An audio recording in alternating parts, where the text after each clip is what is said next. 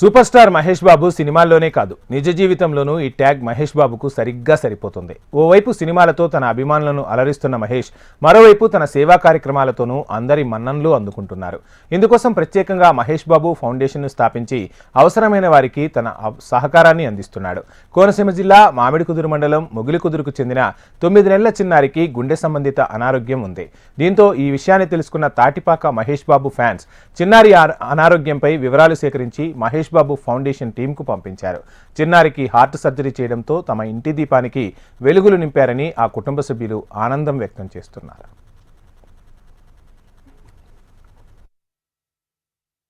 మేము భరించలేని స్థితిలో ఉండగా నాకు ఇట్లాగా సోషల్ మీడియా ద్వారా మన మామిడికుదురు మండల మహేష్ బాబు ఫ్యాన్స్ అసోసియేషన్ అధ్యక్షుడైనటువంటి మన హేమంత్ గారు పరిచయం అవ్వడం, ఆయన ద్వారా ఏంటి అంటే మహేష్ బాబు గారి ద్వారా మనకి చిన్నపిల్లలకి హార్ట్ ఆపరేషన్స్ ఉచితంగా చేస్తున్నారని తెలియడం.